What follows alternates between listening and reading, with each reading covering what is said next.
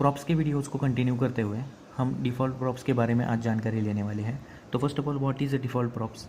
Default props allow you to define default values for the props in the component.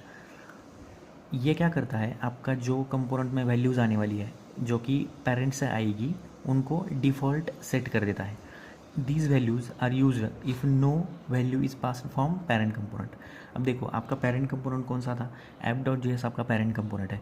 अगर वहाँ से child को कोई वैल्यू नहीं मिली जो कि उसको रिक्वायर्ड है, अगर वो वैल्यू उसको नहीं मिल रही है, तो वो क्या करेगा, डिफ़ॉल्ट प्रॉप्स में जो आपने वैल्यू रखी है पहले से, उसको अनडिफाइंड वैल्यू में ऐड कर देगा। तो यही काम है डिफ़ॉल्ट प्रॉप्स का। तो ये मोस्टली क्या करता है, एरर को एलिमिनेट करता है mostly. When the props are not passed from parent component, the value becomes undefined. Using the undefined value can lead to render issues in JavaScript error और broken UI. अब देखो, यहाँ पर एक फंक्शन है जो कि आगे जाके क्या करने वाला है, टू अपर केस करने वाला है आपके नेम वाली वैल्यू को। तो अगर बिना कोई डेटा यहाँ पर भेजे ये फंक्शनलिटी अगर रन कर दी तो यहाँ पर एरर देगा वो। अगर आपने डिफ़ॉल्ट यहाँ पर रख दिया कोई डेटा, तो वो एरर एलिमिनेट होने वाला है। Keeps component behaviour predictable. React components become more readable and easy to test when you know they will always have a certain values.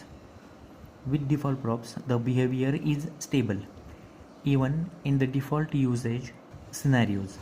देखो यहाँ पर ये क्या बोल रहा है, अभी देखो आपका अगर यूज़र आपने डाला है, जैसा कि एक सिनेरियो हम पकड़ते हैं कि यूज़र को दो चीज़ें भेजनी है, यूज़र नेम और उसकी इमेज।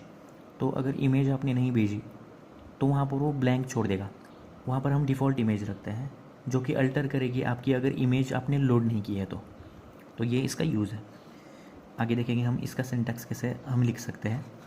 फंक्शन वेलकम, यहाँ पर एक वेलकम नाम से एक फंक्शन क्रिएट किया है जहाँ पर एक प्रॉपर्टी आ रही है जो कि है नेम इक्वल्स टू, हम यहाँ पर डिफ़ाइन कर रहे हैं, इसको बोलते हैं डिफ़ॉल्ट प्रॉप सेट करना।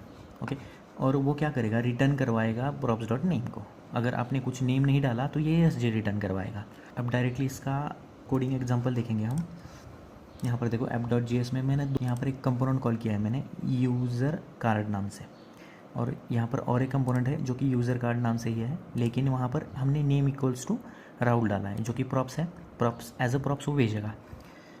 तो यहाँ पर देखो, यूज़र कार्ड ओपन करो। वो यूज़र कार्ड में हमने क्या किया है, सिंपल कोड है ये, फंक्शन क्रिएट किया है जो कि यूज़र कार्ड फंक्शन है, उसको एक्सपोर्ट कर रहे हैं हम यूज़र कार्ड से। अब इसमें क्या है कि एक दो जो वैल्यूज़ है, हम दो वैल्यू लेके आएंगे। वहाँ से हमने सिर्फ एक वैल्यू और ज़ीरो वैल्यूज़ भेजी है।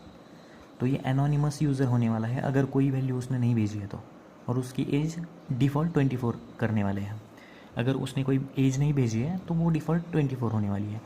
हमारा फर्स्ट क्राइटेरिया क्या है, उसने कोई ही पैरामीटर नहीं भेजा है।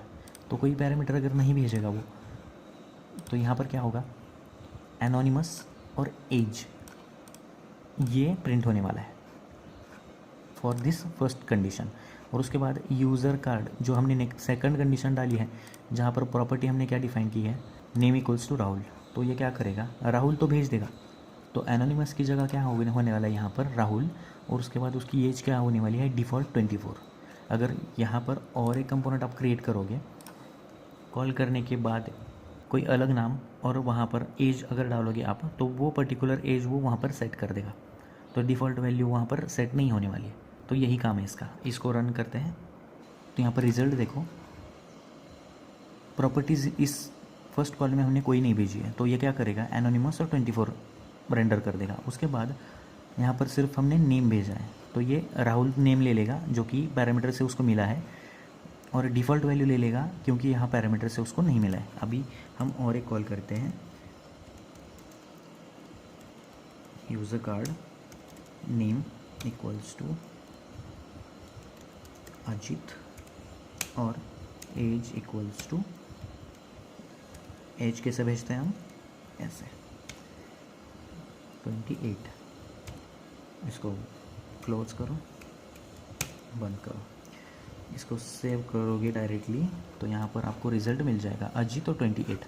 वो क्या कर रहा है, फर्स्ट ऑफ ऑल वो हमें अगर कोई वैल्यू नहीं भेजी आपने तो वो एनोनिमस और 24 दे रहा है, क्योंकि आपने डिफ़ॉल्ट क्या रखा है उसके लिए, एनोनिमस और 24। जब आप राहुल कॉल कर रहे हो सिर्फ राहुल से, तो वो राहुल यहाँ पर रख रहा है, बाकी की जो डिफ़ॉल्ट रखी है आपने वो यहाँ पर रेंडर कर रहा है।